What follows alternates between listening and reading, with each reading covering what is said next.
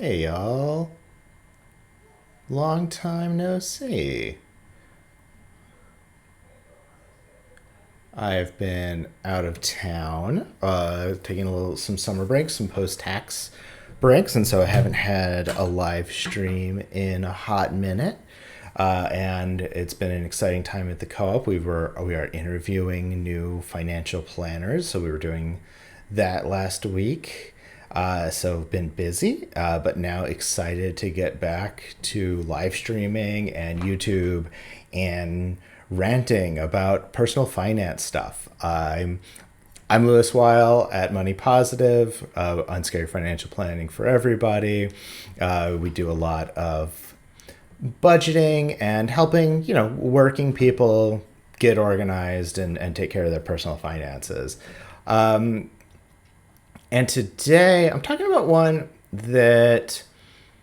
an issue that I see a lot, and one that's going to be a little insufferable. But bear with me.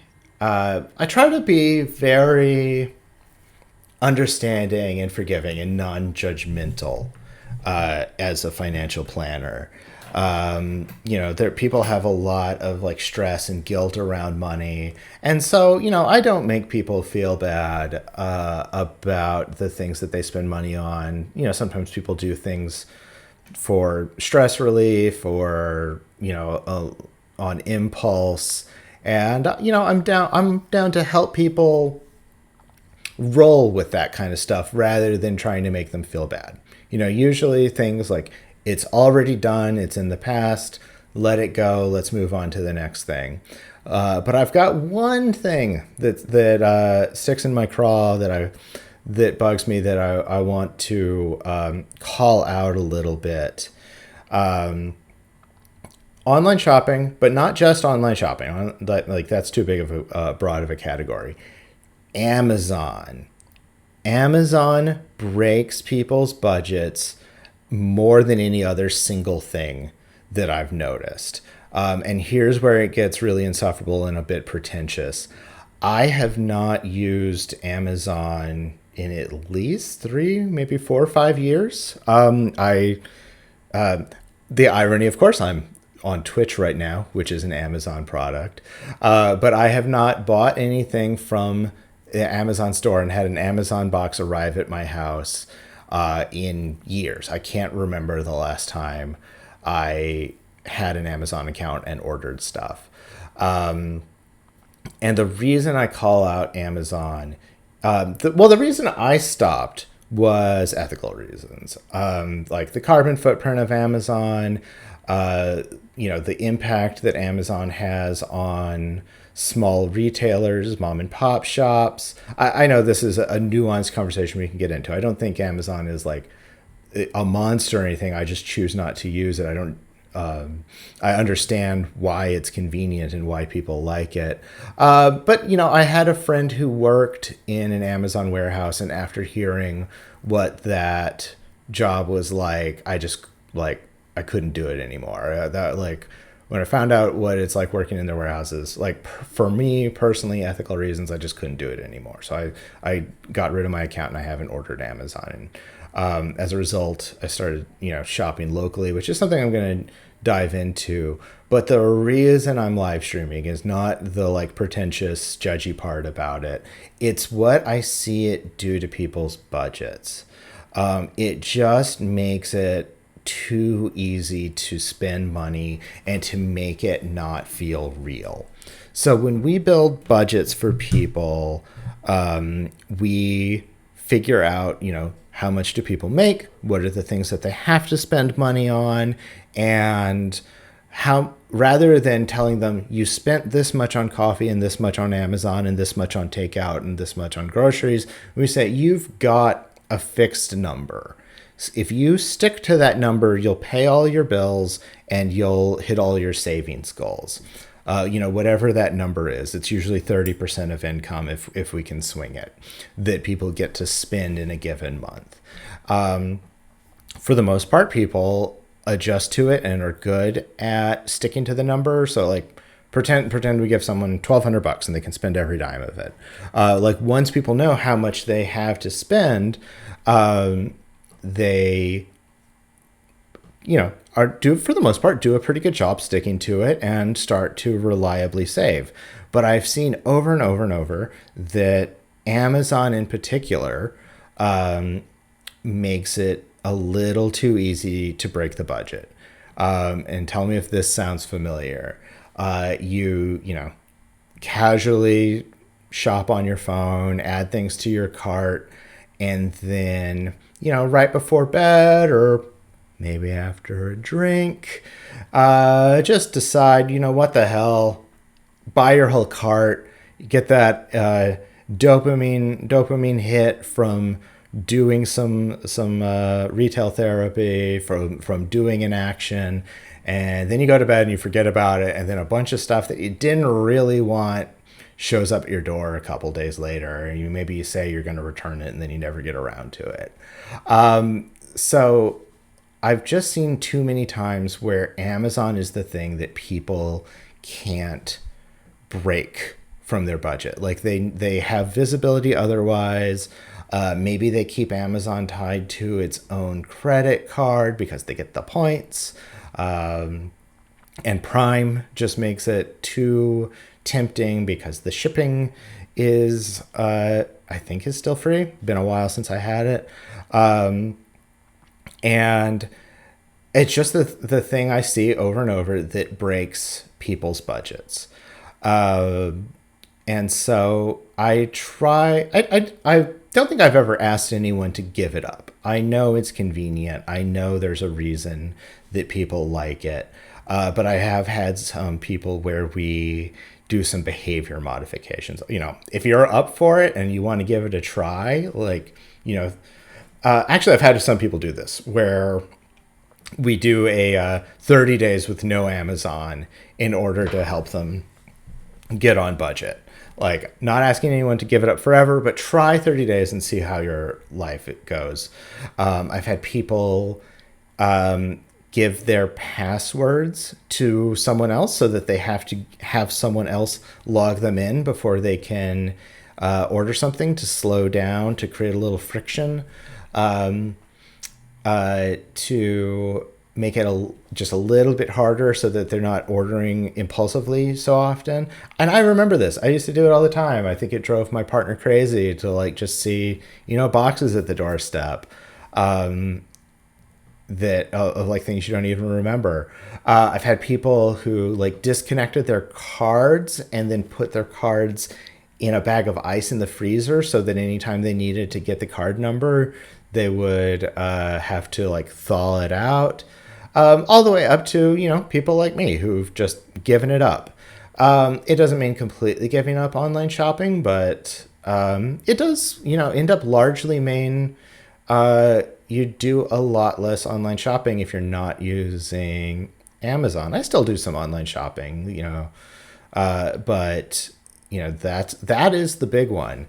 And as a result, the reason I think it is good budgeting advice is it means you have to start actually shopping in town, which often means shopping locally.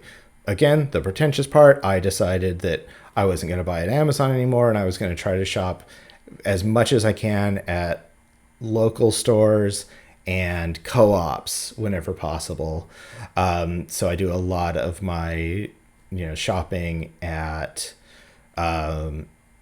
smaller grocery stores, at co-ops, at local stores when I'm buying gifts. I actually sometimes forget that you can the convenience of sending presents by doing online shopping, because I get stuff and then have to mail it, and I forget that you can order things online sometimes. Again, super insufferable, but that's just where I've ended up. But I think it's a good thing budgetarily because, again, it puts a little bit of friction of do I really need this thing? In order to get this thing, I'm going to have to leave the house and at minimum go pick it up, or, go somewhere, find it on a shelf, hope it's in stock and get it. And it just makes you work a little bit harder to where you're just like, I don't need it that bad, or I'll get it tomorrow, or I'll get it next week, and then you just end up not getting it. So you end up doing less impulse buying. That said, I also know the dangers of going to Target to get a gallon of milk and leaving with $200 worth of stuff. But that's a different video for another day. So I think it is good for people's budgets to do less online shopping and go get stuff. I should have led with this. There are definitely exceptions. I would never ask parents with young kids to trade any convenience. That I'm doing this from a position of, I'm married and we don't have kids. There's a good number of stores around me, so it's not a huge deal. But if you've got a toddler at home that you have to put into a car seat every time you need to go somewhere, if you just need diapers and baby food pouches to show up at your door, if you need to do things to get some of your time and energy back, I would never ask like parents, especially parents with young kids, they get a free pass from me on anything they need to do to make their lives easier and get some of their time and energy back. So if you're one of those people, sorry I didn't say that at the top. So, but if you are able to give up Amazon, or at least largely give it up, it's actually like it's good for your budget, and like I like it. I often work from home, and so my outing for the day to see and interact with three-dimensional humans is often going down to the co-op to pick up some staples to stock up the fridge and the pantry. It's often just nice to go somewhere and see shapes and textures, as silly as that might sound, to like get out in the world and have that reason to go out and interact with people. It's important. It supports the local economy. I feel good. I feel better giving money to a small mom and pop shop and a small supplier than it does to send it off to Amazon. And one thing, this is legit, and a pragmatic reason for considering doing more local shopping. And this was especially true during quarantine, during at the peak of COVID. Local stores have different supply chains. I noticed that a lot of the shortages that we were experiencing during the height of quarantine, I wasn't seeing at local shops. Like, you could still get fresh produce and milk and eggs and stuff, because they just have shorter supply chains. If something is already in town or coming from nearby, it didn't require a plane, a boat, and a train to get to you. It just required, the person who made it taking it to the store where you bought it. I could rant about farmers markets. I used to work in a farmers market. That's another video for another time. But local stores often have different suppliers, different supply chains. I've noticed that a lot of local shops don't raise their prices as quickly as chain stores do, because they don't have some manager who's tracking the consumer price index and saying that across the board everything needs to go up a certain percent. Like, at a local shop, someone has to go out there with a little tag and relabel everything. So I've noticed that, and for some stuff it's not the cheapest way to get things, but also prices don't climb as quickly. Inflation doesn't impact local places as much as it does national places that track such things. So I actually think there's a lot of benefit to switching to this radical idea of going out in the world and buying things. But if this speaks to you, maybe try 30 days without Amazon or online shopping in general. I know people who also buy too much stuff on eBay and like Craigslist or Facebook Marketplace. But it all comes back to the thing that I think is most important, rather than any specific number, is visibility on your budget, which is why I usually ask people to use debit cards with a fixed amount of money on them, and then to where money can run out, versus a credit card or a debit card that isn't dedicated to spending, because I think visibility is actually the most important thing in a budget. And online shopping is designed to not give you visibility, to make it very easy to do things on impulse. And so I find that it is counterproductive to a budget often. These things that are very convenient make it harder for us to know how much we have and how much we've spent.